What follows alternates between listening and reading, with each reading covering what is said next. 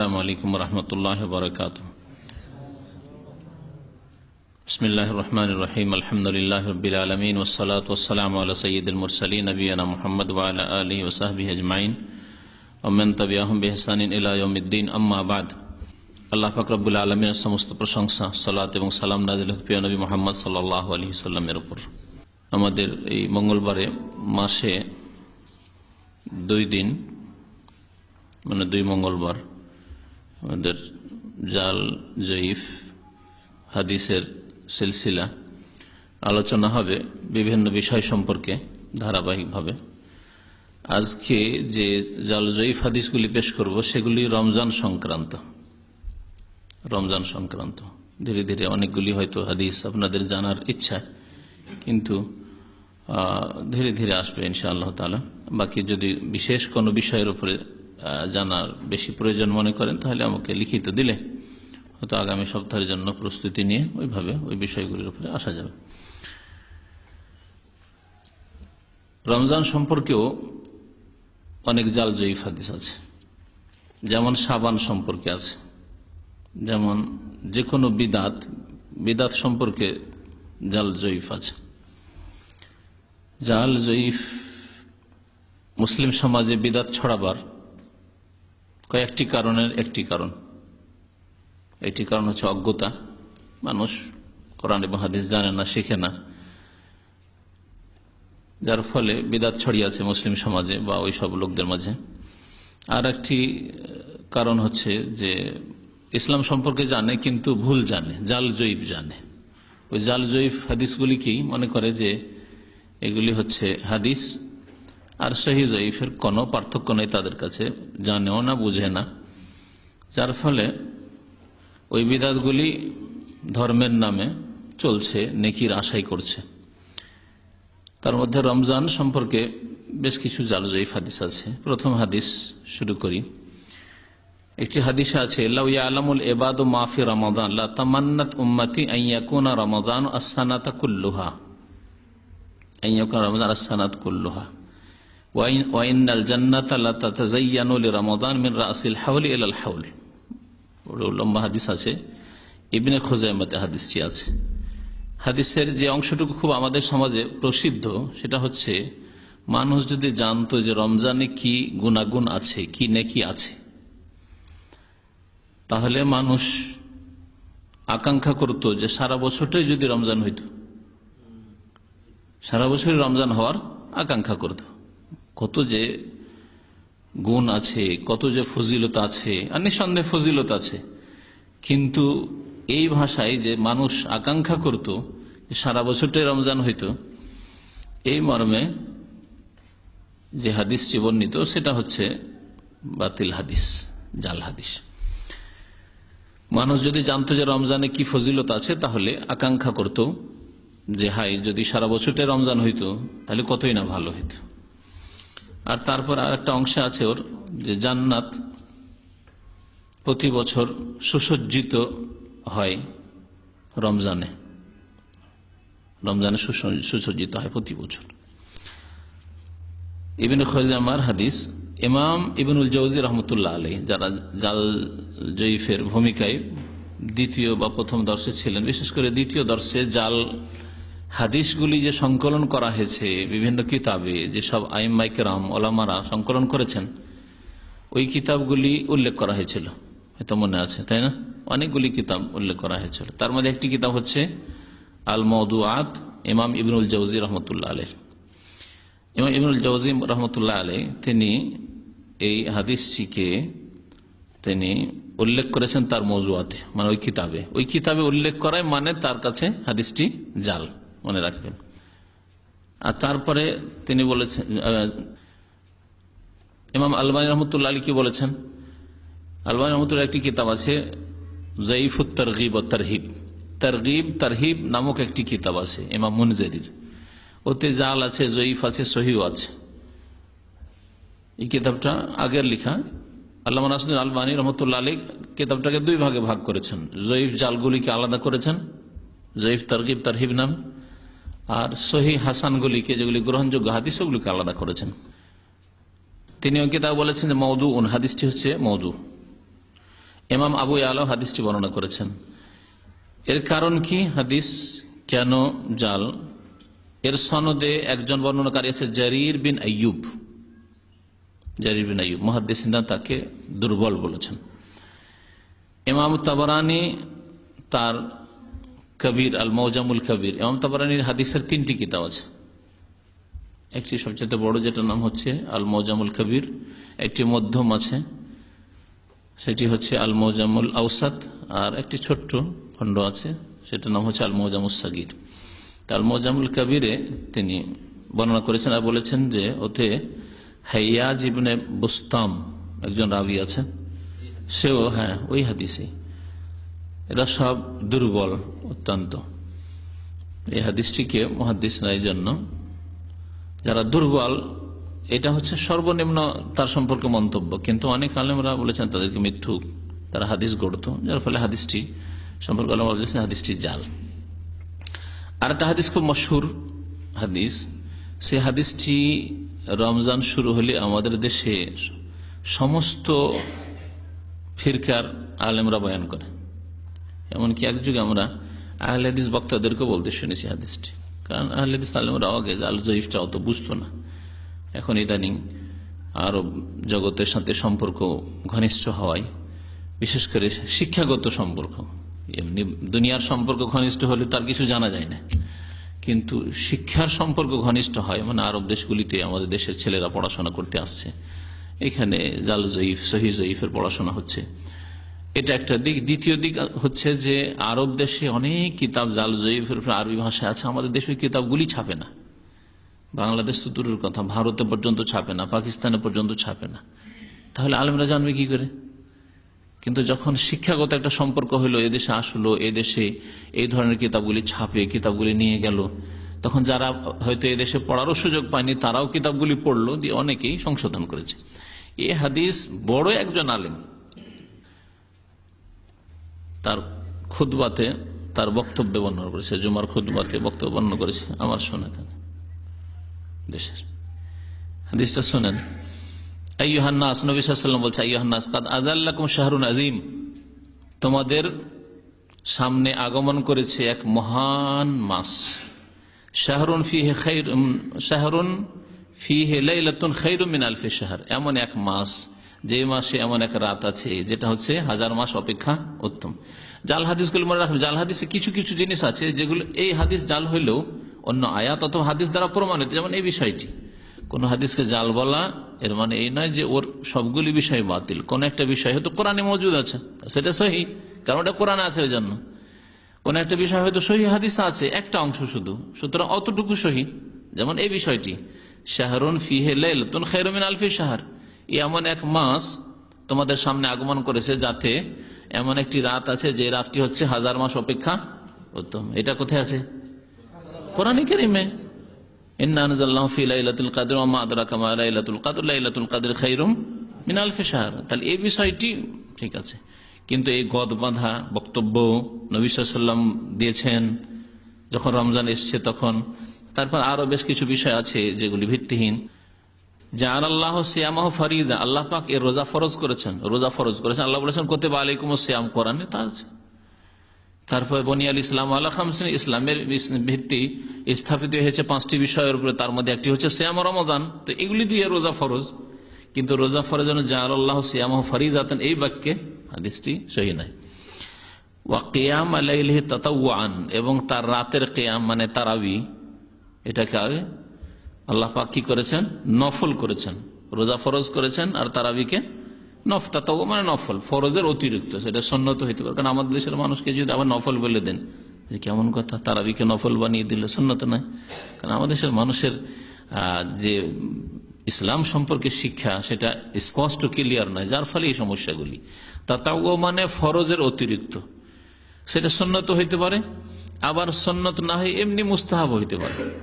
হ্যাঁ, যেমন ফরজ নামাজ দিন রাতে 17 রাকাত, তাই না?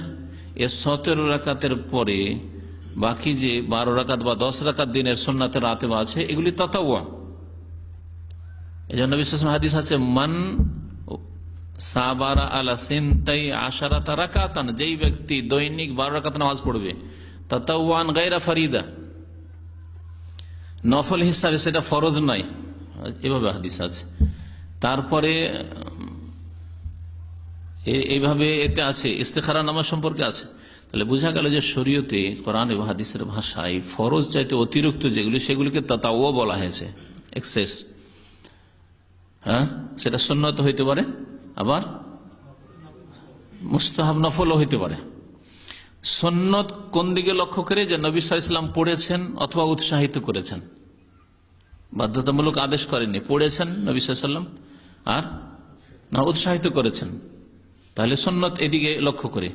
আর ফরজ নয়, একবারে বাধ্যতামূলক নয়, ফরজ চাইতে অতিরিক্ত, এই জন্য সেটা তাতাওয়া নফল। বুঝতে পারলেন? আবার কিছু জিনিস আছে সুন্নত নাই কিন্তু নফল। আপনি যে কোনো সময় 2 রাকাত নামাজ পড়ে আল্লাহর কাছে দোয়া করতে চাইছেন,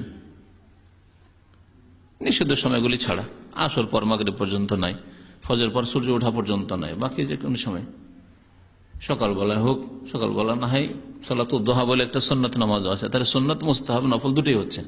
কিন্তু যখন জোহর আসর মাঝখানে হঠাৎ করে আপনি একটু দুশ্চিন্তায় পড়েছেন, হঠাৎ করে একটা আপনার ঝুঁকির সংবাদ এসছে, আপনি আল্লাহর কাছে দোয়া করতে চাইছেন, তাই না? 2 রাকাত নামাজ পড়ে আল্লাহর কাছে দোয়া করছেন, কি এটা সুন্নাত নামাজ? নফল। তো এই নফল কথা, তাতাও কথাটি আম, সুন্নাতকেও শামিল, আর যেগুলি সুন্নাত নয় সেগুলিকেও শামিল, তাতাও বা নফল কথাটি। এইরকমই রোজা, রোজা 2 রকম। সোমবার বৃহস্পতিবার যদি রোজা হয় তাহলে সুন্নাত আর নফল। নবী সাল্লাল্লাহু আলাইহি ওয়াসাল্লাম করেছেন এই রোজাগুলি, সেজন্য সুন্নাত। আর ফরজ নয়, করলে নাকি না হলে গুনাহ নেই, সেজন্য নফল। আর যদি আপনি মঙ্গলবার রাখেন, বুধবারে রাখেন, তাই নফল। দেখলেন? তাহলে তাতাও শব্দটি সুন্নাতকেও শামিল, নামাজের ক্ষেত্রে হোক অথবা রোজার ক্ষেত্রে হোক আর দান খেরাতের ক্ষেত্রে হোক।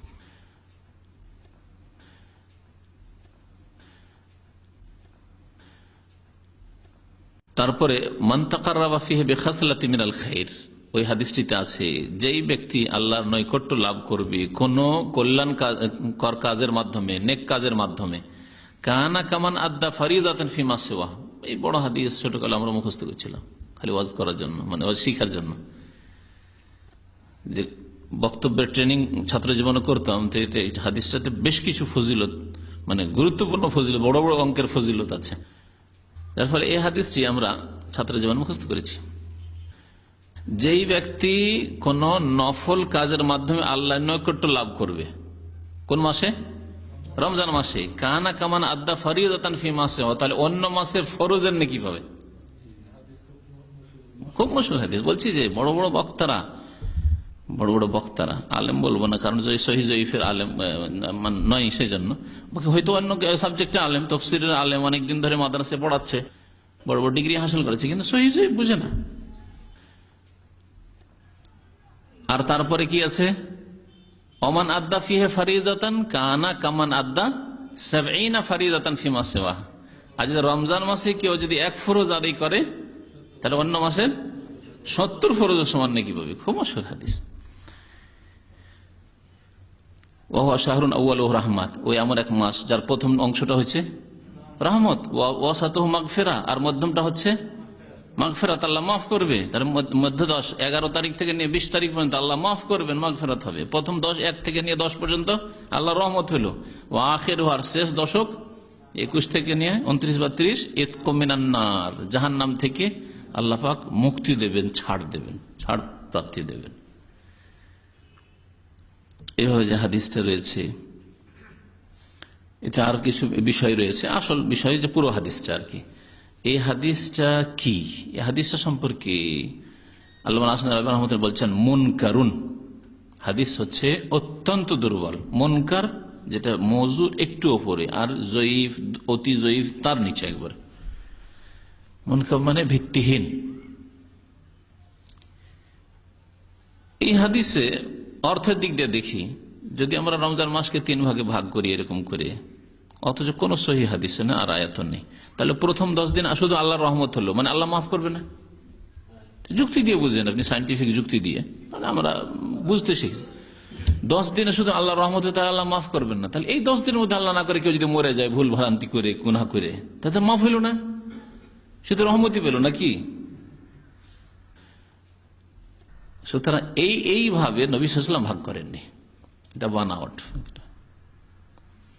প্রথম 10 দিন আল্লাহ রহমতও হয় আর আল্লাহ মাফও করেন, আল্লাহ জাহান্নাম থেকে মুক্তও করেন।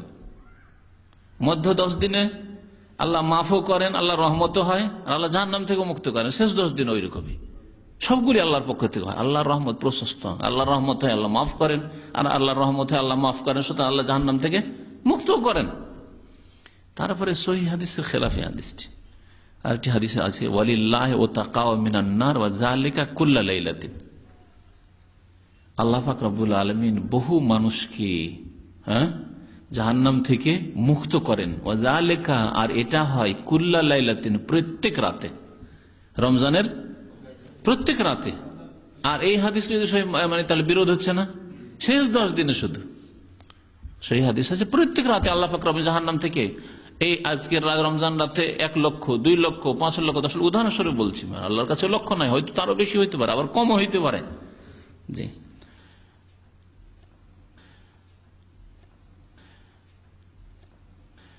হাদিসটি ইবনে খুজাইমাতে আছে। মুশকিলটা হচ্ছে আমাদের দেশের আলেমরা অনেকে ধোঁকা খেয়ে যায়। ইবনে খুজাইমার কিতাবের নাম হচ্ছে সহিহ ইবনে খুজাইমা, কিন্তু সহিহ ইবনে খুজাইমা তো বেশ কিছু জয়ীফ আছে আর অত্যন্ত দুর্বল, বরং জালো কিছু আছে। ওয়াকালা ইমাম ইবনে খুজাইমা রাহমাতুল্লাহ হাদিসটি বর্ণনা করার বলছেন ইন সাহা, যদি হাদিসটি সহিহ হয়, তাহলে তার কাছেও এই হাদিসটি সম্পর্কে দ্বিধাদ্বন্দ্ব ছিল, তার সহিহ হওয়া সম্পর্কে। হাদিসটা কেন মুনকার বা ভিত্তিহীন? হাদিসটি বর্ণিত হয়েছে আলী ইবনে যায়েদ ইবনে জুদআন থেকে, তিনি বর্ণনা করেছেন সাঈদ ইবনে মুসাইয়্যিব থেকে, প্রখ্যাত তাবেঈ, আর সাঈদ ইবনে মুসাইয়্যিব সালমান ফারসি থেকে। হাদিস আছে খাতাবানা রাসূলুল্লাহ আখির ইয়াউমি মিন শাবান, রাসূলুল্লাহ সাল্লাল্লাহু আলাইহি ওয়াসাল্লাম শাবানের শেষ তারিখে খুতবা দিলেন আর এই বক্তব্য রাখলেন। এতে যে এই আলী বিন যায়েদ বিন জুদআন আছে সম্পর্কে বলা হয়েছে যে সে অত্যন্ত দুর্বল। ইমাম আহমদ রহমতুল্লাহ আলাইহি বলেছেন এবং অন্যান্যরা বলেছেন। ওবাইয়ানা সাবাব আলী ইবনে খুজাইমা, ইবনে খুজাইমা খুদ এই হাদিস বর্ণনা করেছেন, আর তিনি এই আলী বিন যায়েদ বিন জুদআন সম্পর্কে বলছেন যে লা আহতাজ্জু বিহি লিসুই হিফজিহি, আমি একে, এই আলী বিন যায়েদকে, এই বর্ণনাকারীকে আমি দলিল হিসাবে পেশ করি না হাদিসের ক্ষেত্রে, এর দলিল আমি নেব না। লা আহতাজ্জু বিহি, কেন? লিসুই হিফজিহি, তার স্মৃতিশক্তি খারাপ হওয়ার কারণে।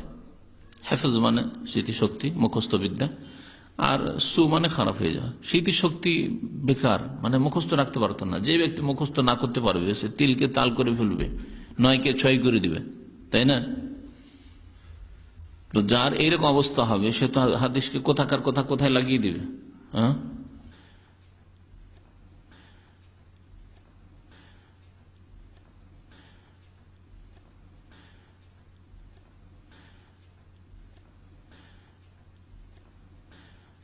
ইমাম ইবনে খুজাইমা রাহমাতুল্লাহ আলাইহি হাদিসটি সম্পর্কে বলেছেন ইনসাহাল খবর, যদি হাদিসটি সহিহ, তার মানে বোঝা গেল যে হাদিসটি সম্পর্কে দ্বিধাদ্বন্দ্ব ছিল।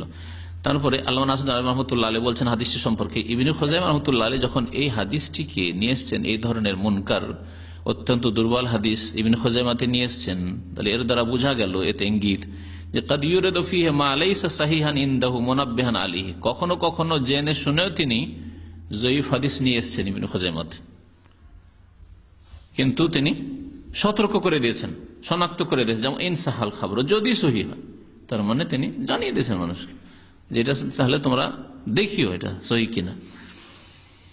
সিলসিলা যায়িফা আর মওযুআ যে নাসিরুদ্দিন আলবানী রাহমাতুল্লাহ আছে, তার হাদিস নম্বর 871 এই হাদিসটি। একটা হাদিস আর এই রোজা সম্পর্কে, রমজান সম্পর্কে খুব প্রসিদ্ধ হাদিস, সিলসিলা যায়িফা জাল জয়ীফ হাদিস সিরিজ যে নাসিরুদ্দিন আলবানী রাহমাতুল্লাহ আছে, তার 253 নম্বর হাদিস। আর হাদিসটি অন্যান্য কিতাবের ইবনে সুন্নিতে আছে। ইবনে সুন্নি একজন ইমাম ছিলেন, ইমাম নাসাইর ছাত্র। হাদিসটি 2 শব্দের হাদিস, সোমু তাসিহু, রোজা রাখো তাহলে সুস্থ থাকবে, এগুলো বক্তারা খুব বয়ান করে এই হাদিসগুলি। সোমু তাসেহু, রোজা রাখো, সিয়াম পালন করো, তাহলে সুস্থ থাকবে। মেডিকেলের দিক থেকে ব্যাপারটা আলাদা, কিন্তু এটা কালা রাসূলুল্লাহ বলেন, নবী সাল্লাল্লাহু আলাইহি ওয়াসাল্লাম বলেছেন। যদি সনদ দ্বারা প্রমাণিত হয় না হয় তাহলে মিথ্যা কথা। বাকি রোজা রাখলে ফায়দা আছে, স্বাস্থ্যগত ফায়দা আছে, এটা সায়েন্স বলছে, সেটা আলাদা কথা। কিন্তু আপনি হাদিস বলে চাইলে হাদিসের সনদটা নবী সাল্লাল্লাহু আলাইহি ওয়াসাল্লাম থেকে বিশ্বস্ত সূত্রে প্রমাণিত হইতে হবে।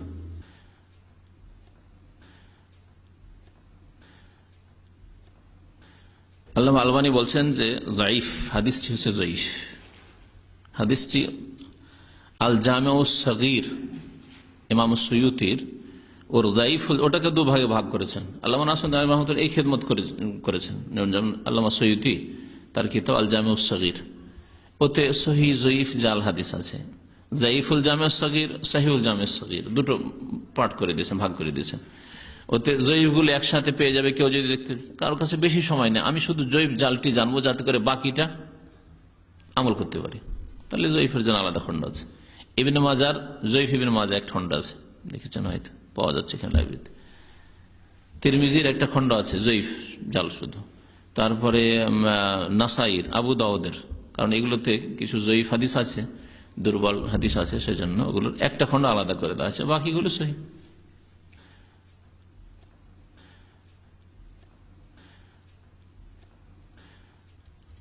বলছেন যে হাদিসটি বর্ণিত হয়েছে মোহাম্মদ বিন সুলাইমান ইবনে আবু দাউদের সূত্রে।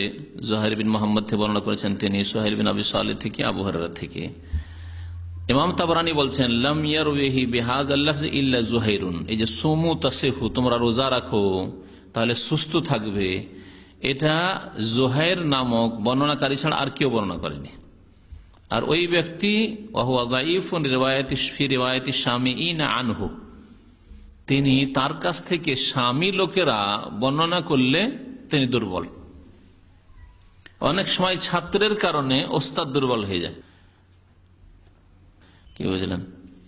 ছাত্রের কারণে ওস্তাদ দুর্বল হয়ে যায়, এইরকম কিছু বর্ণনাকারীদের হয়েছে। কোন কোন শহরের ছাত্র তার স্ট্রং ছাত্র, ভালো ছাত্র, তারা যখন তার কাছ থেকে বর্ণনা করেছে, তিনি যেভাবে বর্ণনা করেছেন ঠিকভাবে পেশ করেছে। কিন্তু অন্য শহরে হয়তো বেশি দিন তিনি সময় দিতে পারেননি, অল্প সময় থেকেছেন, আর কিছু বর্ণনা করতে গিয়ে দুর্বল লোকেরা নয় কিছুই করেছে, তখন ওই ছাত্রগুলির কারণে ও শিক্ষক বদনাম হয়েছে, না হবে না? অনেক ছাত্র আছে, ছাত্রের কারণে শিক্ষক বদনাম, যদি নিয়মিত পড়াশোনা না করে আর ফতোয়াবাজি করে ছাত্র আবার, বুঝলেন? মদিনা ইউনিভার্সিটি থেকে আব্দুর রহমান পড়ে গেছে,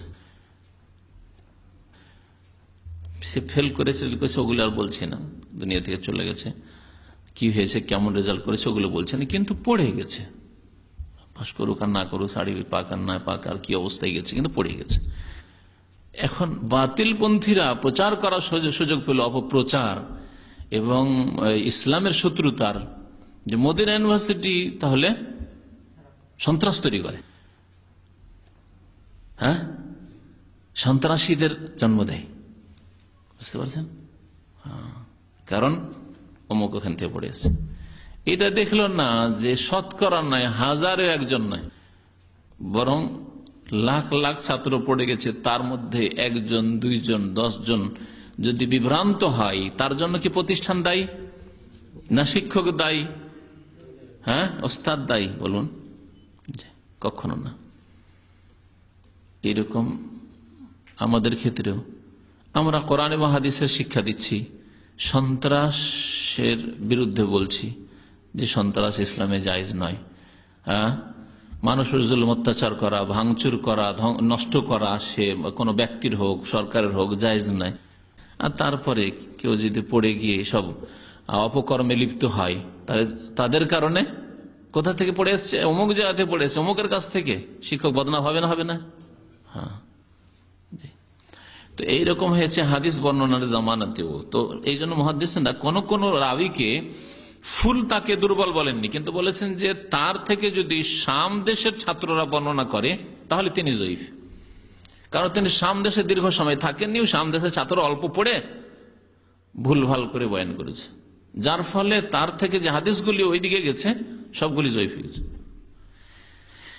এই জন্য জোহের দুর্বল। ওয়াহাযিহি মিনহা, আর এই হাদিসটি ওই শামী লোকেরা, শাম দেশের লোকেরা তার থেকে বর্ণনা করেছে।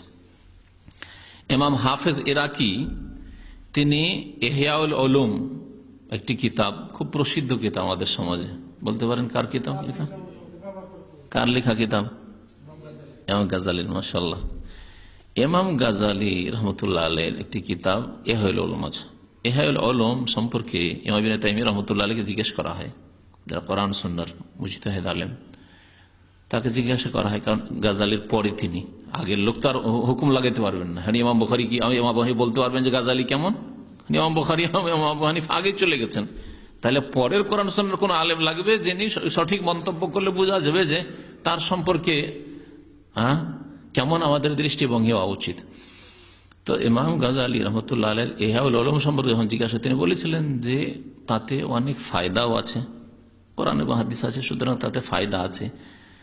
মানুষের ইমানকে সতেজ করার জন্য চেষ্টা করা হয়েছে, কিন্তু তাতে জাল জয়ীফ হাদিসও আছে। আর ওয়াফিহি তাম্মাত, এই কথাটা ব্যবহার করেছেন, তাতে বড় বড় মুসিবত আছে, মানে ইসলাম বিরোধী কথা আছে, আকীদা বিরোধী কথা আছে। বুঝতে পেরেছেন? একেবারে ফাজাইল আমলের মতো, যেমন শেখ জাকারিয়া সাহেবের ফাজাইল আমল, কোরআন এবং হাদিসও আছে, সহিহ হাদিসও আছে, কোরআনও আছে, জয়ীফ জাল হাদিসও আছে, স্বপ্ন উদ্ভট কিচ্ছা কাহিনীও আছে, শিরক বিদআত পর্যন্ত আছে, সব আছে। আল্লাহ ছাড়া অন্যের কাছে চাওয়া আছে। সুতরাং এইরকম কিতাব থেকে মুসলিম সমাজকে সতর্ক করতে হবে, যেমন জাকারিয়া সাহেবের ফাজাইল আর তবলিগ নিসাব থেকে উম্মতকে সতর্ক করতে হবে, তেমন ইহয়াউল উলুম থেকে সতর্ক করতে হবে। ইহয়াউল উলুমের লেখক ইমাম গাজালি সম্পর্কে একটি বর্ণনা আছে, যদি হয়ে থাকে, আর আল্লাহ করুক এটাই হোক, যে তিনি শেষখানে তার ইন্তেকালের সময় বড় আক্ষেপ করে দুনিয়া থেকে বিদায় নিয়েছেন, এবং বুকের বুখারী মুসলিম নিয়ে তিনি তওবা করে যে আল্লাহ, যদি সারা জীবনটা বুখারী মুসলিমের খেদমত করতাম তাহলে কত ভালো খেদমত হতো, কি করলাম এইসব লিখে আর এসব করে। তো যদি এরকম তওবা হয়ে থাকে তো আল্লাহ পাক মাফ করেছেন। কিন্তু তার কিতাব বিদাতীদের, সুফিদের, পীরের তরিকতওয়ালাদের জন্য সুবিধাজনক, যার ফলে এই কিতাব বাংলায় তরজমা হয়েছে, উর্দুতে তরজমা হয়েছে, আর ভারত, বাংলাদেশ, পাকিস্তান উপমহাদেশে এই দিয়ে একবারে কত লোককে যে গুমরাহ করা হচ্ছে। ইমাম গাজালির কথা, কিন্তু ইমাম গাজালি যে রসুল নয়। ইমাম গাজালিও যদি কোরআন হাদিসের আকীদার খেলাফ যায় তাহলে তার কথা ছাড়া ফরজ। ইমাম মালিক রহমতুল্লাহ যদি সেই জামানাতে বলেন, তাবা তাবেইনদের জামানায়, যে কুল্লুন ইউখাযু ওয়া ইরাদ্দু ইল্লা সাহিব হাযাল কবর, প্রত্যেকের কথা নিতে হবে আর ছাড়তেও হবে, তবে একমাত্র এই কবরওয়ালা রাসূলুল্লাহ সাল্লাল্লাহু আলাইহি ওয়াসাল্লাম মসজিদে নববীতে এইভাবে বসে দার্স দিলে ডান দিকে হবে রাসূলুল্লাহ সাল্লাল্লাহু আলাইহি ওয়াসাল্লাম কবর, ঠিক না? যদি ইমামের জায়গার দিকে বসে দার্স দেওয়া হয়, তাহলে ডান দিকে হবে নবী সাল্লাল্লাহু আলাইহি ওয়াসাল্লাম হুজরায়ে আয়েশা। তিনি বলছেন কুল্লুন ইউখাযু ওয়া ইরাদ্দু, প্রত্যেকের কথা নিতে হবে আর ছাড়তেও হবে, ইল্লা সাহেব হাযাল কবর, একমাত্র এই কবর। ওয়া আশারা ইলা কবরি রাসূলিল্লাহ সাল্লাল্লাহু আলাইহি ওয়াসাল্লাম, এবং রাসূলুল্লাহ সাল্লাল্লাহু আলাইহি ওয়াসাল্লামের কবরের দিকে ইশারা করলেন। তারপরে মজার কথা যে তিনি কবর বলেছেন, তিনি রওজা বলেননি। তাহলে আমাদের দেশের বিদাতি মোল্লাদের আর বক্তাদের এইটা বিদাতি কথা নয় যে নবীর কবরকে রওজা বলা, বিদাতি কথা। ইমাম মালিক রহমতুল্লাহ আলাইহি, তার আগে নবী সাল্লাল্লাহু আলাইহি ওয়াসাল্লামের সাহাবায়ে কেরাম সবাই কবর বলতেন। একবার আমি হাদিস জমা করেছিলাম, মা আয়েশা রাদিয়াল্লাহু তাআলা শুধু নবীর বিবি থেকে নবী সাল্লাল্লাহু আলাইহি ওয়াসাল্লামের কবর সম্পর্কে অনেকগুলি হাদিস যে কবর বলেছেন, তারা বেয়াদবি করেছেন। আমাদের বেদাতি সমাজ, নবীর কবরকে কেউ কবর বলে তো বেয়াদব। শাহজালালের কবরকে, এই কবরকে, আজমেরের এই কবর, পাকা কবরগুলিকে, যেগুলি মাজার হয়ে সিজদা হচ্ছে, শিরক হচ্ছে যেগুলোতে, এগুলিকে কেউ যদি কবর বলে দেয় তো বেয়াদবি করলো, ওলি আউলিয়ার সাথে অবমাননা করলো। হ্যাঁ, অথচ নবী সাল্লাল্লাহু আলাইহি ওয়াসাল্লামের প্রিয়তমা বিবি, তার চেয়ে বেশি কে শ্রদ্ধা করে, তার সাহাবায়ে কেরামরা, হাদিস ভরপুর আছে যে কবরুন নবী সাল্লাল্লাহু আলাইহি ওয়াসাল্লাম, কবরুন নবী সাল্লাল্লাহু আলাইহি ওয়াসাল্লাম বলতেন।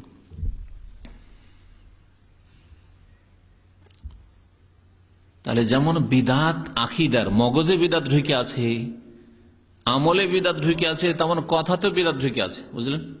কথাতে বিদাত ঢুকে আছে। বিদাত শুধু মগজে নেই, আর বিদাত শুধু আমলে নেই যে দু চারটা বিদাত, বিদাত ভরপুর আছে, কথারও বিদাত বানানো।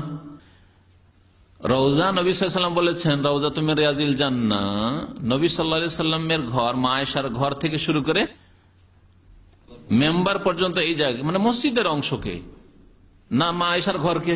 মা আয়েশার ঘরকে বলেনি, মা বাইনা বাইতি ওয়া মিম্বারি রাউদাতুম মিন রিয়াজিল জান্নাহ, আমার ঘর আর আমার মেম্বারের মাঝখানের স্থানটুকু হচ্ছে জান্নাতের বাগান সমূহের একটি বাগান। তার মানে এই জায়গায় নামাজ পড়ো, ইবাদত বন্দেগী করো, তো জান্নাতের বাগানে যাবে। এটা একটা ব্যাখ্যা। কেউ বলেছে এই জায়গা জাহান্নামের বাগানের একটা অংশ হবে, আল্লাহু আলাম, দ্বিতীয় ব্যাখ্যা। কিন্তু এটা তো আর ওই নবীর কবর নয়, এটা মসজিদের অংশ, মা বাইনা বাইতি। তারপরে নবী সাল্লাল্লাহু আলাইহি ওয়াসাল্লাম ইন্তেকালের আগে কবর কি করে জানান? একদল আবার আরেকটা জাল হাদিস ওখানে করেছে, মা বাইনা বাইতির জায়গায় কবরি করেছে, মা বাইনা কবরি। তো নবী সাল্লাল্লাহু আলাইহি ওয়াসাল্লাম আমার কবর আর আমার মেম্বারের মাঝখানে, তো নবী ইন্তেকালের আগে কবরের কথা কি করে বললেন?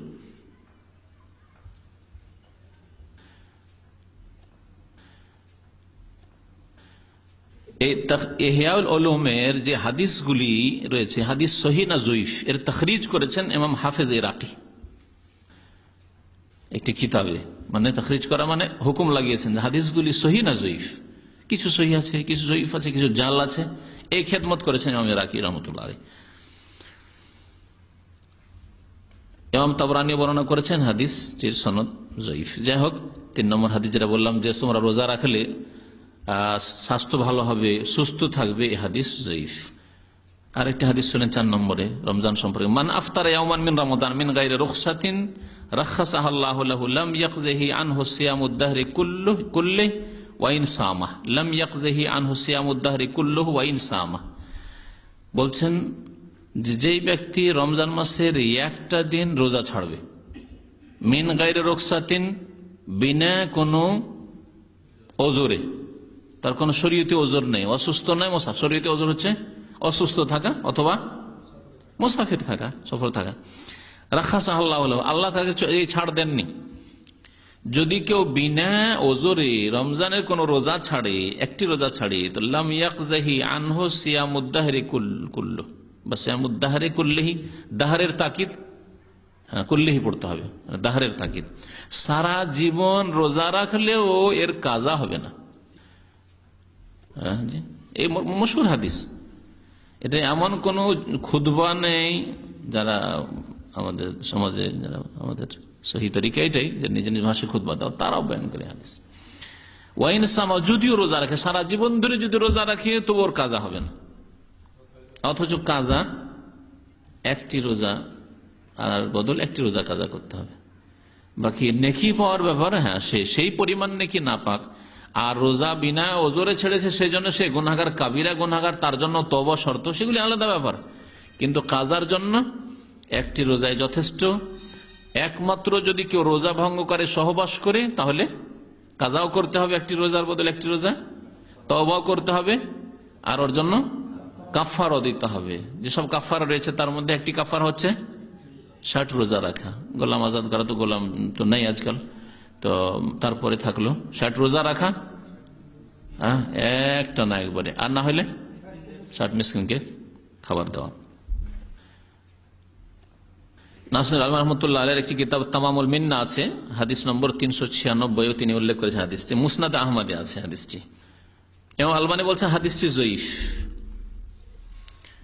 ইমাম বুখারী রাহমাতুল্লাহ আলাইহি ওইদিকে ইঙ্গিত করেছেন যে হাদিসটি জয়ীফ। ওয়াকাদ আশারা লিযালিকাল বুখারী বিকাউলি ওয়া ইউযকারু, উল্লেখিত হয়েছে। মুহাদ্দিসরা যদি বলেন যে উল্লেখিত হয়েছে, বর্ণিত হয়েছে, তো ইঙ্গিত করেন, ইশারা এদিকে যে হাদিসটা সহিহ নাই, জয়ীফ। ইমাম ইবনে খুজাইমা হাদিসটিকে জয়ীফ বলেছেন। আরো বেশ কিছু উলামার, ইমাম কুরতুবী, যাহাবী, বাগবী, তারাও জয়ীফ বলেছেন। হাফেজ বিন হাজার রহমাতুল্লাহ আলাইহি এই হাদিস যে জয়ীফ, তার 3টি রোগ উল্লেখ করেছেন। যাকারা লাহু সালাসা ইলাল, 3টি রোগ উল্লেখ করেছেন। ইল্লাত পড়েছেন না সহিহ হাদিসের সংজ্ঞায়? 5 নম্বর শর্ত হচ্ছে যে রোগ মুক্ত যেন হয়, কোন গুপ্ত রোগ হাদিসের মধ্যে না থাকে, ব্যাধি না থাকে। 3টি রোগ, একটি হচ্ছে আল ইজতিরাব, যে গত সপ্তাহে উসুল হাদিস, মুস্তালাহ হাদিস পড়ে, ইজতিরাব মানে হাদিস মুজতারিব হওয়া, পরস্পর বিরোধী আর সমান শক্তিশালী, এরকম আর কোন সমন্বয় করা সম্ভব হচ্ছে না, কিন্তু ইজতিরাব বলা হয়। 2 নম্বর জিহালাত, মানে বর্ণনাকারী অজ্ঞাত পরিচয়, জানা নেই লোকটিকে। এখন একটা কথা যদি এসে কেউ বলে যাকে আপনি চেনেন না, বিশ্বাস করবেন? আপনার বিবি সম্পর্কে আপনার মেয়ে সম্পর্কে লোকটিকে চিনেন না, ইমানদার না বেঈমান, শত্রু না বন্ধু, চিনেন না, বলছে তোমার বিবি এইরকম, বিশ্বাস করে নিবেন নাকি? কেউ বিশ্বাস করলে বেকুফ একেবারে। তৃতীয় রোগ হচ্ছে ইনকিতা, মানে হাদিসের বিচ্ছিন্নতা, সনদ বিচ্ছিন্নতা আছে। তাহলে অজ্ঞাত পরিচয় বর্ণনাকারী, ইজতিরাব, তার সাথে মুনকাতি, হাদিস বিচ্ছিন্ন। ফাথুল বারীতে বিস্তারিত উল্লেখ করেছেন হাফিজ রহমতুল্লাহ আলাইহি, 4th খণ্ড 161 পৃষ্ঠা। জি, আর একটি হাদিস দোয়া সম্পর্কে, ইফতারি দোয়া সম্পর্কে, আল্লাহ আল্লাহ কাসুমতু আলা রিজকি কাফতারতু, এটা জয়ীফ, কারণ হাদিসটি মুরসাল, জয়ীফ মুরসাল। কিন্তু এর চাইতে বেশি দুর্বল জয়ীফ হচ্ছে আল্লাহ আল্লাহ কাসুমনা ওয়া আলা রিজকি কাফতারনা ফাতাকাব্বাল মিন্না ইন্নাকা আনতাস সামিউল আলিম। আরেকটু বাড়তি, এটাতে বহু বচন দিয়ে আল্লাহ আল্লাহ কাসুমনা ওয়া আলা রিজকি কাফতারনা, তারপরে ফাতাকাব্বাল মিন্না, আল্লাহ তুমি কবুল করো, ইন্নাকা আনতাস সামিউল আলিম। এই হাদিসটি সম্পর্কে আল্লাহ রাহমাতুল্লাহ বলছেন জাইফুন, আম্মা হাদিস বিন আব্বাস ফায়ারবি আব্দুল মালিক বিন হারুন বিন আনতারা আন আবিহি আন জাদ্দিহি আনহু মারফুআন। এই যে সনদে বর্ণনাকারীগুলি আছে, আব্দুল মালিক বিন হারুন বিন আনতারা, তার বাপ থেকে মানে হারুন থেকে, আর তার দাদা থেকে মানে আনতারা থেকে। ইমাম দারকুতনির কিতাব সুনানে রয়েছে 240 পৃষ্ঠায়। ইবনে সুন্নি ইমাম নাসাই ছাত্র, তার আমালুল ইয়াউমি ওয়াল লাইলা একটি কিতাব আছে, তাতে রয়েছে। ইমাম তাবরানী উল্লেখ করেছেন কুলতু ওয়া হাযা ইসনাদুন দাঈফুন জিদ্দান, এই হাদিসটি অত্যন্ত দুর্বল, এই দোয়া অত্যন্ত দুর্বল। দোয়া সম্পর্কে ভালো করে শুনেন। আর একটা দোয়া আছে দুর্বল না, একবারে বানাওয়াট, আর ওটাই বেশি মশহুর কিন্তু আমাদের দেশের বিদাতি সমাজে, তবলিগ সমাজে, তবলিগি কিতাবে ফাজাইল আমলে আছে। ওয়াফিহা ইল্লাতান, এতে দুটো রোগ আছে। একটা রোগ হচ্ছে আব্দুল মালিক, এই যে আব্দুল মালিক বিন হারুন, আব্দুল মালিক হাযা যায়ীফুন জিদ্দান, অত্যন্ত দুর্বল লোক। কালা যাহাবি ফি যুআফা, ইমাম যাহাবি, অনেকে যারা জয়ীফ জাল বুঝে না, সহিহ জয়ীফের পার্থক্য বুঝে না, ওরা শুধু বলে এই আলবানি এসে সব জয়ীফকে দিল, তার আগে মানে জয়ীফই ছিল না। ইমাম যাহাবি 8ম শতাব্দীর লোক, 7ম শতাব্দী 8ম শতাব্দীর লোকেরা। ইমাম যাহাবি বলছেন তারা কুহু, মুহাদ্দিসরা এই লোককে ছেড়েই দিয়েছে, পরিত্যক্ত লোক, ওর হাদিসই গ্রহণ করেনি। ইমাম সাদি বলছেন দাজ্জালুন, এই লোক দাজ্জাল ছিল। তাহলে যাকে দাজ্জাল বা তারা কুহ বলেছে, ওর হাদিস একেবারে জালের কাছাকাছি। ওয়াল উখরা, দ্বিতীয় রোগ হচ্ছে হারুন বিন আনতারা, আব্দুল মালিক আর ওর বাপ হচ্ছে হারুন বিন আনতারা, মুখতালিফুন ফিহি, এর ব্যাপারেও ইখতিলাফ বলেছেন। নাকাল যাহাফিল মিজান, ইমাম যাহাবি রহমতুল্লাহ আলাইহি মিজানুল ইতিদাল একটি কিতাব আছে, তাতে তিনি উল্লেখ করেছেন। তাহলে বাপ বেটা দুজনেই জয়ীফ, আর একজন ওর মধ্যে একেবারে বড় দাজ্জাল এবং পরিত্যক্ত বর্ণনাকারী ছিল, সুতরাং হাদিস অত্যন্ত দুর্বল। এখন এই দোয়া সম্পর্কে শুনেন। আল্লাহ আল্লাহ কাসুমতু আলা রিজকি কাফতারতু হাদিস সম্পর্কে বললাম যে হাদিসটি মুরসাল, আর মুরসাল হচ্ছে জয়ীফ হাদিস। এই জন্য যদি কেউ আল্লাহ আল্লাহ কাসুমতু আলা রিজকি কাফতারতু পড়ে, তাহলে নবী সাল্লাল্লাহু আলাইহি ওয়াসাল্লামের দোয়া মাসুরা না মনে করে এমনি যদি অর্থ হয় আল্লাহ আল্লাহ কাসুমতু, আল্লাহ তোমার জন্য রোজা রাখলাম আর তোমার রিজিক পেয়ে ইফতার করলাম, কেউ বাংলায় বলতে পারে কি পারে না? পারে। তো ওই রকমই যদি নবীর হাদিস না মনে করে এমনি দোয়ার আল্লাহর কাছে দোয়া করার জন্য বলে, তাহলে ওলামারা বলেছেন জায়েজ। কিন্তু এই বিশ্বাস নিয়ে নয় যে এটি নবীর থেকে, এই আকীদা এই ধারণা নিয়ে নয় যে এটি নবী থেকে দোয়া মাসুরা প্রমাণিত দোয়া, এরকম মনে করবে না। যেন আমি এটা বানানো দোয়া পড়লাম, তাহলে অসুবিধা না, বানানো যে কোনো দোয়া করতে পারেন আপনি। আল্লাহ তুমি আমাকে মাফ করে দাও, আল্লাহ আমি বাপ মার সাথে বেয়াদবি করেছি, আল্লাহ তুমি মাফ করে দাও, কি আপনি ইফতারের সময় বলতে পারেন না? রব্বির হামহা কামা রাব্বায়ানি সাগীরা, আল্লাহ আমার বাপ মা মারা গেছে, আল্লাহ তুমি তাদের রহম করো, আল্লাহ তাদের জান্নাতবাসী করো। নিজের ভাষাতেও বলতে পারেন, আরবিতেও বলতে পারেন। ওই রকমই নবী সাল্লাল্লাহু আলাইহি ওয়াসাল্লাম থেকে প্রমাণিত নয়, কারণ সাব্যস্ত নয় সনদ দ্বারা, যেহেতু এমনি বললে বলতে পারি। এর চাইতে মুসিবত যেটা আছে সেটা হচ্ছে ফাজাইলে আমলের, ফাজাইলে রমাদান। শেখ জাকারিয়া সাহেবের, এই শেখ জাকারিয়া সাহেবের যে তবলিগি নিসাব বা ফাজাইল আমল, তার একটা অংশ হচ্ছে ফাজাইলে রমজান। ফাজাইলে রমজানে তিনি বলছেন উর্দু ভাষায়, কারণ বইটি উর্দু ভাষায় লিখিত, বলছেন যে ইফতার কি মশহুর দোয়া এ হ্যায়, ইফতারের প্রসিদ্ধ দোয়া হচ্ছে এটি, প্রসিদ্ধ দোয়া। আর আল্লাহ বললেন না, রসুল বললেন না, আর আপনি প্রসিদ্ধ বললেন, আর আপনাকে লোকের শাইখুল হাদিস বলছে। ইন্না লিল্লাহি ওয়া ইন্না ইলাইহি রাজিউন। আশ্চর্য কথা, আল্লাহর কাছে কি জবাব দেবে?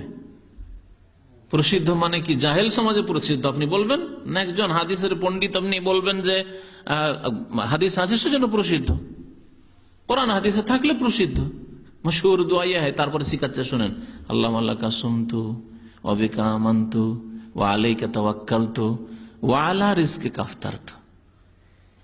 জয়ীফ হাদিসগুলি চাইতেও দু কদম আরো বেড়ে গেল। দুটো বাক্য নিজের পক্ষ থেকে বাড়িয়েছে, দুটো বাক্য নিজের পক্ষ থেকে বাড়িয়েছে। কি কি? আল্লাহ আল্লাহ কাসম তোটা আছে ওই মুরসাল হাদিসে, জয়ীফ হাদিসে। অবিকা আমন্ত নিজের পক্ষ থেকে বাড়াইলো, হ্যাঁ, ওয়া আলাইকা তাওয়াক্কাল তো নিজের পক্ষ থেকে বাড়াইলো, আর শেষখানে আর একটা অংশ ওই জয়ীফ হাদিসে লাগিয়ে দিল, ওয়া আলা রিজকিকা আফতারতু। তো অবিকা আমান্ত ওয়া আলাইকা তাওয়াক্কাল, আল্লাহ তোমার উপর ঈমান নিয়ে আসছি আর তোমার উপর ভরসা করছি, আস্থা করছি, এই দুটো কথা নিজের পক্ষ থেকে বাড়িয়ে দিল। এই হাদিস সম্পর্কে কোন একজন ভালো আলেম, নাম বলে দিল ভালো হবে, তার কাছ থেকে সরাসরি শুনেছি, আইনুল বারী সাহেব, পশ্চিমবঙ্গে যে জমিয়ত আহলে হাদিস চিনেন অনেকে, উনি দেওবন্দ গিয়েছিলেন, তখন আমরা ছোট ছাত্র জীবনে, তার কাছ থেকে শোনা।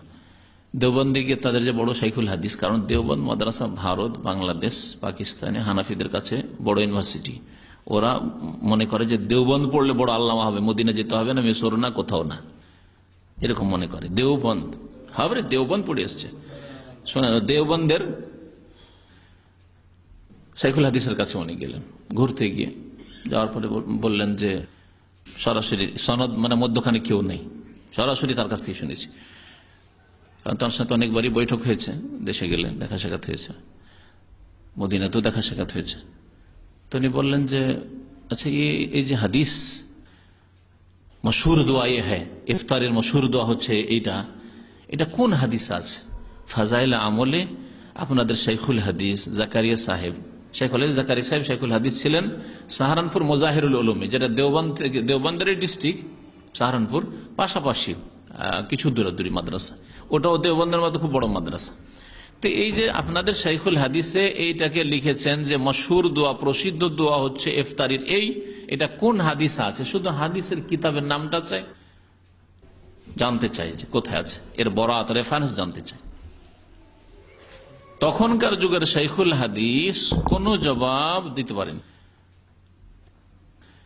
এই জন্যই দেওবন্দীদের কাছেও মশহুর, ব্যাস মশহুর হ্যাঁ, কোনো দলিল লাগে না, মশহুর হ্যাঁ শুধু এই ক্ষেত্রে ব্যবহার করে, বহু ক্ষেত্রে ব্যবহার করেছে।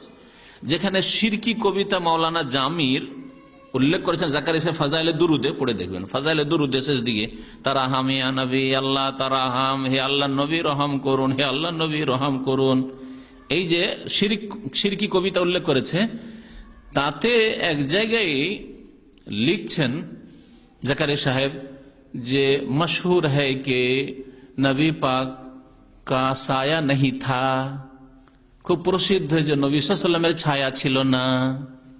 বলেন দলিল লাগবে না, এমনি বললে চলবে? মানুষের আসল হচ্ছে যে মানুষের ছায়া হবে, তাই না? যদি কেউ বলে যে ব্যতিক্রম, মানুষ ছায়া নেই বা রসুল ছায়া নেই, মুসা আলাইহিস সালামের ছায়া নেই, তো দলিল দিতে হবে, তাই না? কোরআন না হাদিস দিতে হবে। মুহাম্মদ রাসূলুল্লাহ সাল্লাল্লাহু আলাইহি ওয়াসাল্লামের ছায়া ছিল না, তাহলে হয় আয়াত পেশ করতে হবে, আর না হলে কমপক্ষে একটি হাদিস পেশ করতে হবে, তা সহিহ হাদিস। পেশ করতে পারবে? জাকারিয়া সাহেব নিজে লিখেছেন, ফাজাইলে দুরুদে পড়ে দেখবেন, বাংলাতেও পাবেন, উর্দুতে পাবেন। তো এই দোয়া সম্পর্কে 3 রকম দোয়া বললাম, তার মধ্যে অবস্থাগুলি বললাম। আর সহি দোয়া, যেটা সনদ সহি, সেটা হচ্ছে যাহাবা জামাউ ওয়াবতাল্লাতিল উরুকু ওয়া সাবাতাল আজরু ইনশাআল্লাহ, এটা হচ্ছে সহি দোয়া ইফতারের সময়।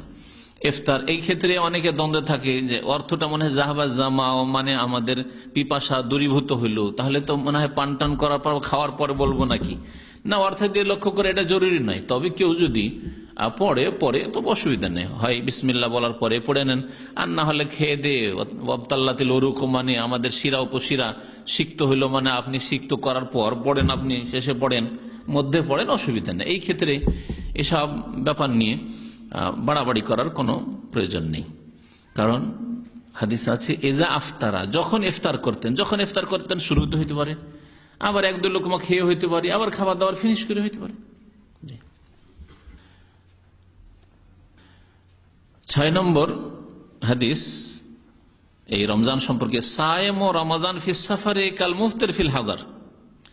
রমজান মাসে কেউ যদি সফরে রোজা রাখে তাহলে ওই ব্যক্তি ওর মতোই গুনাহগার যেই ব্যক্তি বাড়িতে ইফতার করে, বাড়িতে রোজা রাখে না।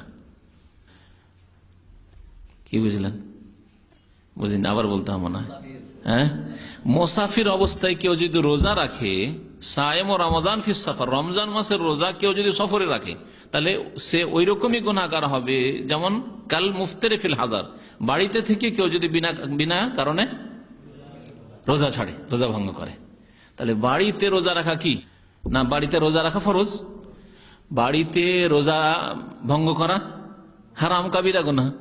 তো বাড়িতে রোজা ভঙ্গ করা কাবিরা গুনাহ, আর সফরে যদি কেউ রোজা রাখে তাহলে কাবিরা গুনাহ হবে, এই হাদিস বয়ান করে। হাদিসের অবস্থা সিলসিলা যায়িফা যে নাসিরুদ্দিন আলবানী রহমাতুল্লাহ আছে তার 498 নম্বর হাদিস এটা। ইমাম আলবানী বলছেন মুনকারুন, হাদিসটি অত্যন্ত দুর্বল, মুনকার। ইবনে মাজাতে হাদিস আছে। আমাদের দেশের মানুষরা এতেও ধোঁকা খেয়ে যায়, কারণ আমাদের দেশে ভালো ভালো আলেমরা, ভালো ভালো বক্তারা, ভালো ভালো মাদ্রাসায় পড়ায়, বলে সেহাসিদ্দা, মানে সেহাসিদ্দা মানে 6টি সহিহ হাদিস। সেহাসিদ্দা যখন বলবেন 6টি সহিহ হাদিস, তার মানে বুখারী মুসলিম শুধু সহিহ নয়, আবু দাউদ, নাসাই, তিরমিজি, ইবনে মাজাহ সবগুলি সহিহ। আর ইবনে মাজাতে আছে একজন 40 বছর ধরে বুখারী পড়ায়, মদিনা এসছেন, মারা গেছেন, নাম বলছি না, 40 বছর ধরে হাদিস পড়ায়। তারপরে একটি হাদিস বর্ণনা করেছে, প্রথম হাদিস জয়ীফ। যখন আমি আমাদের শেখ মুখলিসুর রহমানের চাচা এখন ওইতে কনফুজে আছে, শেখ ইরফান একই রুমে থাকতাম আমাদের ইউনিভার্সিটিতে শেষ 2 বছর। তা আমরা বললাম যে হজে এসেছিলেন উনি, হাদিসটা যে জয়ীফ, তখন বলছে তোমরা সব জয়ীফ করে দাও, সব জয়ীফ করে দাও তোমরা। তিরমিজিতে আছে আর জয়ীফ, তিরমিজিতে আছে আর জয়ীফ, কারণ সিহাসিদটা বলে অভ্যাস। 6টি সহিহ হাদিস, অথচ কোন উসুলে হাদিসের কিতাবে, মুস্তালাহুল হাদিসের কিতাবে, যেমন ইবনে সালাহর কিতাব, ইবনে হাজারের কিতাব, কোথাও সিহাসিদটা নেই। ইমাম শয়ুতির কিতাব, কুতুবে সিত্তা মানে বা উম্মাহাতুস সিত্ত, মূল বা মুখ্য 6টি হাদিসের কিতাব, আর বাকি তারা সহিহাইন বলেছেন। সহিহ মানে বুখারী, আর আরেক সহিহ হচ্ছে মুসলিম, সুতরাং সহিহাইন 2 সহিহ কিতাব। সিহাসিদটা তারা বলেননি। ভারত উপমহাদেশে এই সিহাসিদটা বলার সাইড এফেক্ট যে ইবনে মাজাহ আছে, তিরমিজিতে আছে, সুতরাং আবার জয়ীফের প্রশ্ন ওঠে না, আমল করো খুব। অথচ ইবনে মাজাহতে 40-এর বেশি হাদিস জাল আছে, জয়ীফ তো আরো আছে, জাল একেবারে। হাদিস ইবনে মাজাহ রয়েছে من طريق أسامة بن زيد عن ابن شهاب عن أبي سلمة بن عبد الرحمن عن أبيه عبد الرحمن بن عوف مرفوعا قلت বলছেন وهذا إسناد ضعيف, এর সনদ দুর্বল, লাহু ইল্লাতান, এতে 2টো রোগ আছে। একটা হচ্ছে আল ইনকিতা, বিচ্ছিন্নতা। বিচ্ছিন্নতা মানে 2 বর্ণনাকারীর মাঝখানে গ্যাপ আছে। ওই গ্যাপে যে একজন লোকের নাম আউট করে দেওয়া হয়েছে, সেই লোক কে, সেই লোক কেমন ছিল, বিশ্বস্ত, বিশ্বস্ত নয়, স্মৃতিশক্তি দুর্বল না সবল। তারপরে যদি সে দুর্বল হয়, স্মৃতিশক্তি দুর্বল না, তার ইমানই দুর্বল, আকীদা দুর্বল, হ্যাঁ, বা ফাসিক, মিথ্যুক, যদি মিথ্যুক থাকে তো হাদিস জাল একবারে। তাহলে এই যে বিচ্ছিন্নতা একটা বড় রোগ, কিন্তু শুধু ছোট না, বড় রোগ। সেটা জয়ীফ না হয়ে জালও হয়ে যেতে পারে। এই জন্য হাদিস সম্পর্কে মুনকার বলেছেন লিআন্না আবা সালমা লাম ইয়াসমা আন আবিহি, আবু সালমা ইবনে আব্দুর রহমান তার বাবা আব্দুর রহমান থেকে শুনেনি, বাবার সাথে দেখাই হয়নি, বাল্য জীবনী ছিলেন, মারা গেছেন বাবা হয়তো। কামাফিল ফাতুল বারিতে আছে, এটা নতুন কিতাব নয়, ফাতুল বারি, হাফিজ বিন হাজার রহমতুল্লাহ, 12 খণ্ডে রয়েছে বুখারীর ভাষ্য, 12 খণ্ডে, 250-300 রিয়াল দাম এখানে এখন। দ্বিতীয় রোগ হচ্ছে ওসামা বিন যায়েদ, এতে সনদে আছে মিন তারিক ওসামা বিন যায়েদ ফি হিফযিহি যাফুন, স্মৃতি শক্তি দুর্বল ছিল। কাদ খালাফাহু সিকাতু, বিশ্বস্তরা তার বিরোধিতা করেছেন। ইবনে আবি যায়েদ ফারাহু আনি যুহরি আন ইবনে শিহাবিহি মওকুফান, মওকুফ বর্ণনা করেছেন, আর তিনি মারফু বর্ণনা করেছেন। তাহলে দুর্বল হওয়া সত্ত্বে যদি বিশ্বস্ত, ওর চেয়ে অধিক বিশ্বস্তের বিরোধিতা করে, ওই হাদিসকে কি বলা হয় মনে আছে না? দুজনে বিশ্বস্ত, কিন্তু বেশি শক্তিশালীর বিরোধিতা যদি করে তাহলে তখন যে কম শক্তিশালী তারটাকে সাজ বলা হয়। কিন্তু নিজে দুর্বল আর শক্তিশালীর বা সংখ্যাগরিষ্ঠের বিরোধিতা করেছে, তখন ওর হাদিসকে মুনকার বলা হয়, মারুফ আর মুনকার। এগুলি উসুল হাদিসে পড়া হয়েছে, শুক্রবারে যে ক্লাস হয় সাপাতে।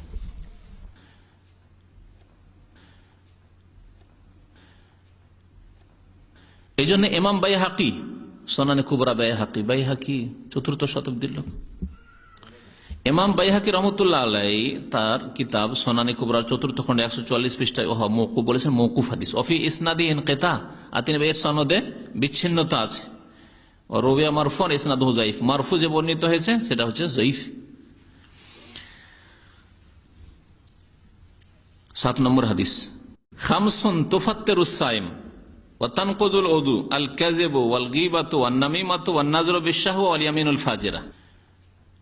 নতুন হাদিস, আমার জন্য নতুন। 5টি জিনিস রয়েছে, 5টি কারণ রয়েছে যাতে রোজা ভঙ্গ হয়ে যাবে আর উযু টুটে যাবে, উযু নষ্ট হয়ে যাবে। রোজা ভঙ্গ হয়ে যাবে আর উযুও নষ্ট হয়ে যাবে 5টি কারণে। আল কাযিব, মিথ্যা বললে রোজা ভঙ্গ হবে আর উযু নষ্ট হয়ে যাবে, চিন্তা করেন আপনি। ওয়াল গীবাত, গীবত করলে রোজা ভঙ্গ হয়ে যাবে আর উযু ভঙ্গ হয়ে যাবে। নামিমা, চুগলখড়ি করলে, চুগলখড়ি বুঝেন তো, এখানকার কথা ওখানে লাগানো, ঝগড়া লাগাবার উদ্দেশ্যে। আর যদি ভালো উদ্দেশ্যে করেন তাহলে ওটা চুগলখড়ি নাম নয়। যেমন এখানকার কথা ওখানে গিয়ে বললেন, দুইজনে ঝগড়া হয়েছে, দুজনকে মেলাবার জন্য ওর কাছে শুনলেন, শোনার পরে দেখলেন যে না, ওর মনটা নরম হয়েছে, তখন ওর কাছে গিয়ে বললেন, হ্যাঁ তুমি ওর সাথে কথাবার্তা বলো না, ঝগড়া করে আছো, ও তো তোমাকে ভালোবাসে, ওর সাথে আমি গল্প করে এলাম, সে তো তোমার সাথে মিলতে চায়। এটাও তো লাগালেন ওখানকার কথা এখানে, কিন্তু এটার নাম চুগলখড়ি না, কারণ এটা কি করলেন আপনি, এর দ্বারা একবারে কাছিয়ে দিলেন, আর একে আর ওকে মিলানো কোনো ব্যাপার না, তাই না? কিন্তু যদি বলেন এখানকার কথা ওখানে নিয়ে যেয়ে বলে, আরে জানো বলছিল যে তুমি নাকি বেঈমান 1 নম্বর, হ্যাঁ তুমি নাকি অমুক জায়গাতে বিয়ে করছো, ও বলেছে যে ওকে ওখানে বিয়ে করতে দেবো, আমি কখন বিয়ে হইতে দেবো না, এখানে তোর বিয়ে ভাঙাবে। তাহলে ঝগড়া শুধু হবে না, হয়তো কখন মেরেই দিবে ওকে, ঠিক না? চুগলখড়ি এজন্য বড় অপরাধ, কাবিরা গুনাহ। চুগলখড়ির কারণে বাপ আর ছেলেতে, মা মেয়েতে, বউ শাশুড়িতে, ভাইয়ে ভাইয়ে দুশ্মনী, ঘরে ঘরে শত্রুতা, এত দ্রুত একে একটা হাদিসের জন্য জাদু বলা হয়েছে, জাদুর মতো দ্রুত কাজ করে। কি একটু আগে বসেছিলেন ভাই ভাই খুব মিল, আর রুমে ঢুকেছেন আর আপনার স্ত্রী বলছে খুব গল্প মারাচ্ছিলেন, হ্যাঁ খুব গল্প করছিল তোমার ভাইয়ের সঙ্গে, তোমার ভাই তোমার বাঁশ দিচ্ছে, জানো তোমার ভাই তো এরকম বলেছে তোমার সম্পর্কে, আজকে সকালে উঠার কথাই নেই, গল্প করে ঘরে ঢুকেছিলেন, স্ত্রী দিল আপনাকে একবার জাদু করে একটা কথাই, যে তোমার ভাই এই বলেছে তোমার সম্পর্কে, হবে না? কাবিরা গুনাহ, জন্য চুগলখড়ি। নাকলু কালামের নাস আলা ওয়াজহিল ইফসাদ, ফিতনা ফাসাদ সৃষ্টি করার জন্য যদি মানুষের কথা মানুষ পর্যন্ত পৌঁছানো হয়, এর নাম হচ্ছে নামিমা, চুগলখড়ি। লা ইয়াদখুলুল জান্নাতা নাম্মাম, নবী সাল্লাল্লাহু আলাইহি ওয়াসাল্লামের হাদিসে রয়েছে যে চুগলখোর জান্নাতে যাবে না। ওয়াইলুল লিকুল্লি হুমাযাতিল লুমাযার, কেউ হামজ মানেও চুগলখড়ি বলেছে। আর কিসে ওযু নষ্ট হয় আর রোজা নষ্ট হয়? ওয়ান নাযরু বিশ-শাহওয়া, কাম ভাব মনের মধ্যে থাকে, যদি যৌন চাহিদা থাকে, আর যদি কারো দিকে নজর দেন, তাহলে কোন মহিলার দিকে নজর দিলে রোজাও নষ্ট হয়ে যাবে আর উযুও ভঙ্গ হয়ে যাবে। ওয়াল ইয়ামিনুল ফাজিরা, আর 5 নম্বরে হচ্ছে যদি মিথ্যা কেউ কসম করে, মিথ্যা কসম করলে রোজা ভঙ্গ হয়ে যাবে আর উযুও নষ্ট হয়ে যাবে। হ্যাঁ দলিল এটাই তো হাদিস, কিন্তু হাদিস শোনেন না কেমন হাদিস। কালাল আলবানী, হাদিসটি সিলসিলা যায়িফা মাওযুআ, আল্লামা নাসিরুদ্দিন আলবানী রাহমাতুল্লাহ আলাইহির যে যায়িফ জাল সিরিজ আছে, তার 1708 নম্বর হাদিস, 1708 হাদিস নম্বর। আলবানী বলছেন মওযু, হাদিসটি মওযু, জাল। কোনখানে ওযু ভঙ্গকারী কারণ এগুলো পড়েছেন নাকি? নাই, জাল হাদিস। হাদিসটি বর্ণিত আছে উসমান বিন সাঈদ থেকে, সে বাকিয়া বিন ওয়ালিদ থেকে, মুহাম্মদ বিন হাজ্জাজ থেকে, জাবান আন আনাস, আনাস থেকে মারফু। আল হাদিস আওরাদাহু ইবনুল জাওজি ফিল মাওযুআত, ইমাম ইবনুল জাওজি তার মাওযুআত জাল হাদিসের কিতাবে এই হাদিসটি উল্লেখ করেছেন, মিনহাজুত তারিক। ওয়াকাল, আর তিনি নিজেও বলেছেন মাওযু, হাদিসটি হচ্ছে জাল। ওয়া আকাররাহু সুয়ুতি, ইমাম সুয়ুতির একটি কিতাব রয়েছে জাল, আল-লালিল মাসনুআহ ফিল আহাদিসিল মাওযুআহ, ওতেও তিনি উল্লেখ করেছেন দ্বিতীয় খন্ড 106 পৃষ্ঠায়। ইবনে আররাক তার একটি কিতাব আছে জাল জয়ীফ হাদিস তানজিহুশ শরিয়া, তাতেও তিনি উল্লেখ করেছেন। ফাকাল কুলতু রাওয়াহু আবুল ফাth আল আজদি ফি দুআফা ফি তারজামাত মুহাম্মদ বিন হাজ্জাজ আল হিমসি ওয়া আল্লাহু বি ওয়াকাল লা ইউক্তাব হাদিসুহু। এই মুহাম্মদ বিন হাজ্জাজ আল হিমসির জীবনীতে উল্লেখ করেছেন হাদিসটি, আর বলেছেন এর হাদিস লিখাই যাবে না।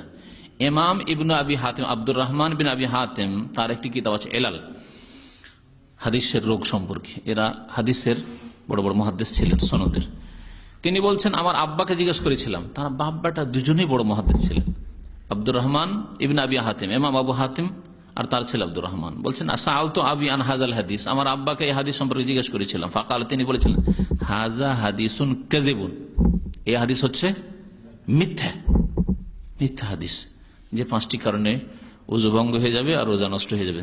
তাহলে সহিহ হাদিস দ্বারা প্রমাণিত কেউ যদি গুনহার কাজ করে রোজা দুর্বল হবে, রোজা ভঙ্গ হয় না গুনহার কাজ করলে। রোজা ভঙ্গকারী কারণ ছাড়া কেউ যদি ধরেন মিথ্যা কথা বলে, চুগলখড়ি করে, গীবত করে, অথবা কোনো মহিলার দিকে তাকায়, ফিল্ম দেখে,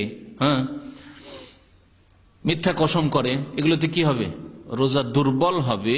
রোজা রেখে যে আল্লাহর পক্ষ থেকে সওয়াব পাওয়ার কথা, নেকি পাওয়ার কথা, হয়তো নেকি পাবে না, কিন্তু তার ফরজ আদায় হবে। কেউ বলে যে রোজা ভঙ্গ হয়ে গেছে, রোজা ভঙ্গ হয়ে যাওয়া মানে তার ফরজ আদায় হয়নি, কাজা করতে হবে না, এরকম নয়।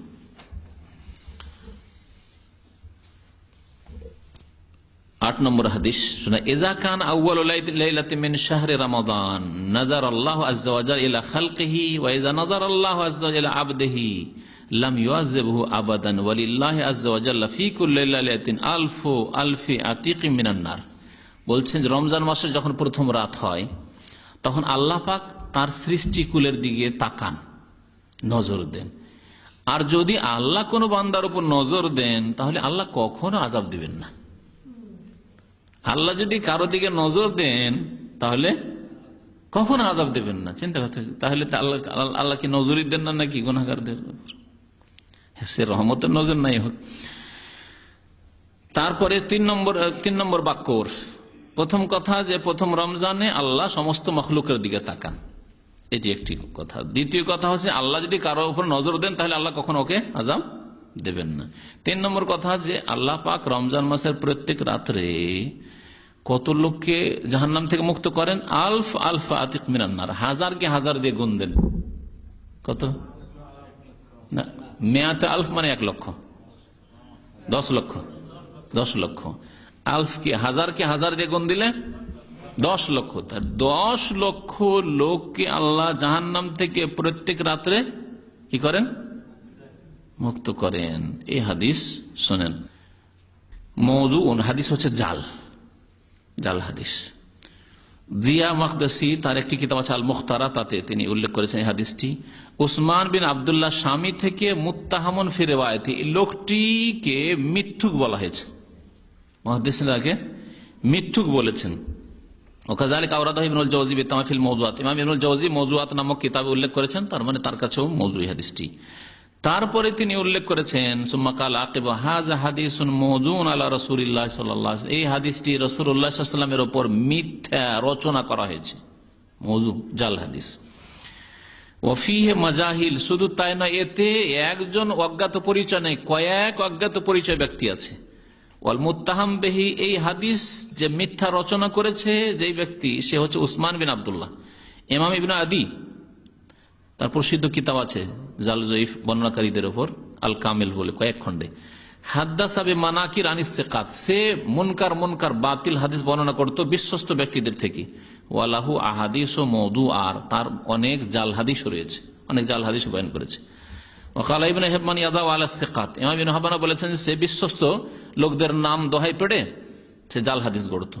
কুলতু, বলছেন ও হাম্মাদ ইবনে মুদরিক, এই হাম্মাদ বিন মুদরিক একজন আছে, লাম আজিদ লাহু তারজমা, এর জীবনী পাইনি, এত অজ্ঞাত পরিচয়, কে লোক চেনাই যায় না, জীবনী পাওয়া যায় না। যে কোনো বর্ণনাকারী তার জীবনী আছে, তারপরে তাকে ওলামারা আইম্মারা তাকে বিশ্বস্ত বলেছেন, তাহলে তার হাদিস না হয়েছে। এমনি নয় যে একজন লোকের নাম চলে এসছে আর কে না কে বাস হাদিস না হয়েছে, এরকম হয় না কখনো। এত হাদিসের ব্যাপারে মানে তদন্ত করা হয়েছে। ওয়াজাহির আন্নাহু মিনাল মাজাহিল আল্লাযীনা আশারা ইলাইহিম ইবনুল জাওযী, ইমাম ইবনুল জাওযী বলেছেন যে অনেকগুলি মাজহুল অজ্ঞাত পরিচয় আছে, তার একজনই। ইমাম সয়্যিদ রাহমাতুল্লাহ আলাইহি তার 911-তে ইন্তেকাল, মানে 9ম শতাব্দীর সে লোক। তিনিও লালিল মাসনুয়াতে তিনি এর সমর্থন করেছেন যে হাদিসটি মওযু জাল। 9 নম্বর হাদিস, আর এটা দিয়ে শেষ করি। শাহরু রমাদান মুআল্লাকুন বাইনাস সামাই ওয়াল আরদ ওয়ালা ইউরফাউ ইলাল্লাহ ইল্লা বিযাকাতিল ফিতর। রমজান মাস আসমান জমিনের মাঝে ঝুলন্ত থাকে, লটকা থাকে। এই হাদিসগুলো ওয়াইজরা বয়ান করে। রমজান মাস আসমান জমিনের মাঝখানে কি থাকে, মানে রমজান মাসের নেকি যত রোজা রাখলেন, তারাবি পড়লেন, সব ঝুলা লটকা আছে আসমান জমিনের মাঝখানে। ওয়ালা ইউরফাউ ইলাল্লাহ, আল্লাহর কাছে উঠে না, ইল্লা বিযাকাতিল ফিতর, যতক্ষণ যাকাতুল ফিতর না দিবে, ফিতরা না দিবে। ফিতরা দিলে তখন উপরে উঠবে, আর ফিতরা না দিলে উঠবে না, ঝুলতেই থাকবে। এই হাদিস সিলসিলা যায়িফা মওযুআ জাল যায়িফ সিরিজ আল্লামা নাসির আলবানী তার 43 নম্বর হাদিস। হাদিসটি যায়িফ, জামে সগীর এর বরাত দিয়ে উল্লেখ করা হয়েছে। এই হাদিস সম্পর্কে ইমাম ইবনুল জাওজি রাহমাতুল্লাহ আলাইহি বলছেন ফিল ওয়াহিয়াত ক্বালা লা ইয়াসিহু, হাদিসটি সহিহ নয়, ভিত্তিহীন হাদিস। ফিহে মুহাম্মদ ইবনে উবাইদ আল বসরি মাজহুলুন, এতে মুহাম্মদ বিন উবাইদ বসরি একজন রয়েছে অজ্ঞাত পরিচয়, অজ্ঞাত পরিচয়। ইমাম হাফিজ বিন রহমতুল্লাহ আলাইহি তার একটি কিতাব রয়েছে লিসানুল মিজান। ইমাম যাহাবী রহমতুল্লাহ আলাইহি লিখেছিলেন মিজানুল ইতিদাল, আর তারপরে তাতে থেকে কিছু কাটছাঁট করে, তাতে কিছু সংযোজন করে লিসানুল মিজান লিখেছিলেন ইমাম হাফিজ বিন রহমতুল্লাহ আলাইহি। তাতে তিনি এর সমর্থন দিয়েছেন যে মুহাম্মদ বিন উবাইদ আল বসরি এ অজ্ঞাত পরিচয়, যে এই হাদিসের বর্ণনাকারী। সুতরাং এই হাদিস দুর্বল, সহিহ নয়। যে যাকাতুল ফিতরের সাথে রোজার এইরকম সম্পর্ক যে রোজা রেখে যদি কেউ ফিতরা না দেয় তো এর নেকি উঠবেই না, এরকম নয়। তবে যাকাতুল ফিতর আপন জায়গায় ফরজ, ফিতরা ফরজ। আর ফিতরা আদায় করার দুটো হিকমত, দুটো রহস্য রয়েছে।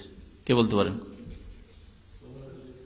হ্যাঁ, তোহরাতুন লিস-সাইম, রোজাদারকে পবিত্র করবে।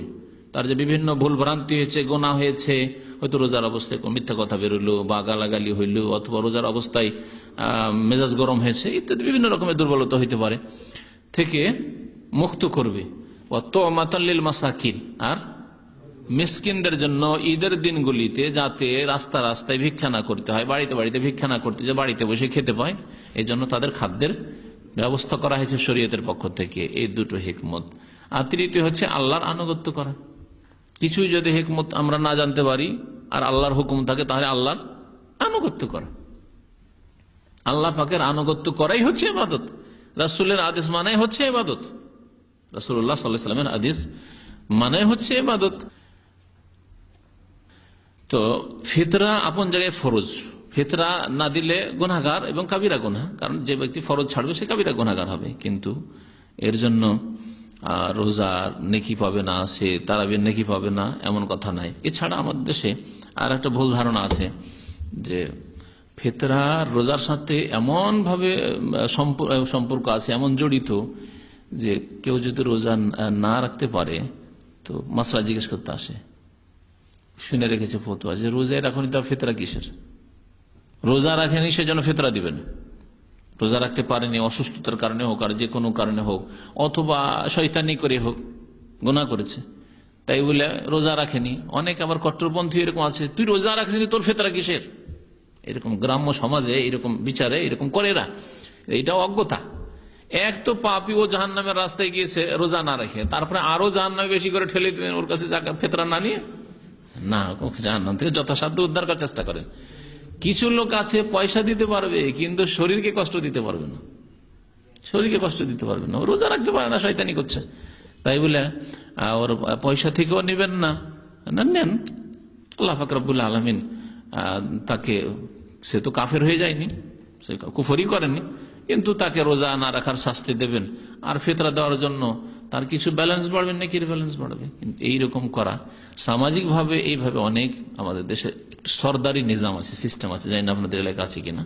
আমাদের অঞ্চলে সরদার আর মাতবর আছে, ওরা করে কি ফিতরাগুলি এক জায়গায় উঠাবে, কালেকশন করবে, তারপরে বিতরণ করবে, করে না আছে। তো ওতে গিয়ে এক একজন এক এক রকমের মন্তব্য করে, না অমুকের ফিতরা নেওয়া হবে না, কেন সে রোজা রাখেনি, অমুকের ছেলের ফিতরা নেওয়া হবে, ওরটা নাও। আমরা এসে নিজে শুনেছি এগুলো গ্রামে ছোটকালে। হ্যাঁ, ওরটা নাই, অমুকের নাও, মানে ওর বাড়ির যে মালিক রোজা রেখেছে বুড়া, ওরটা নিবে, ওর ছেলে, তোমার ছেলেদের ফিতরা নেওয়া হবে না। তো কি করলো, তো লাভ, ও তো মনে মনে খুশি যে কাজ হয়েছে, আমার ফিতরা তো কয়েক 100 টাকা লেগে যাচ্ছিল, যাক 50-100 টাকাতে কাজ হয়ে গেল আমার, তাই না?